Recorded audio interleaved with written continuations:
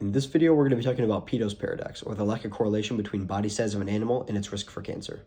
Animals with 1,000 times more cells than humans don't exhibit any increased risk of getting cancer, which suggests the idea that there are natural suppressants that are over 1,000 times more effective than those suppressants found in human cells. Because cancer develops through the accumulation of mutations, each proliferating or dividing cell should genuinely exhibit the same amount of chance to developing into a malignant transformation, assuming that all of these cells that divide give you the same equal chance of developing into a mutation. Knowing this, if an organism has more cells, then it should technically have a better chance of developing those cells that divide into a tumor or giving it an increased risk of cancer, but this isn't the case. Similarly, if an organism has an extended lifespan, then the cells have more time to accumulate mutations. Because the probability of carcinogenesis, or the process from when normal cells turn into cancer cells, increases with age, an animal with a longer lifespan should technically also have a higher risk of developing cancer, but this also isn't the case. In fact, there appears to be almost no correlation between body size and longevity and risk of developing cancer within species.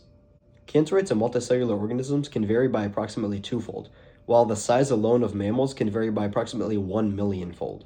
Natural selection interacts with the life history of a species and should suppress its cancer risks throughout the fertility of the organism. Therefore, given the relative age of an organism, we should expect similar cancer rates throughout. The question that Peto's paradox is trying to answer is, how has natural selection changed the biology of these big, long-lived animals?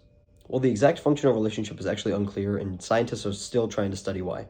In comparing lab rodents to humans, they found that roughly 30% of both of them will develop cancer in their lifetime, even though we differ by roughly a factor of 40 for our lifespan and roughly 3 orders of magnitude for our size. From this, we can determine that the general explanation is that big, long-lived animals are less likely to develop cancer cells or undergo carcinogenesis than us short-lived or tiny animals. However, how they accomplish this resistance isn't really well known, although further research and better understanding can help us develop new cancer treatment for humans.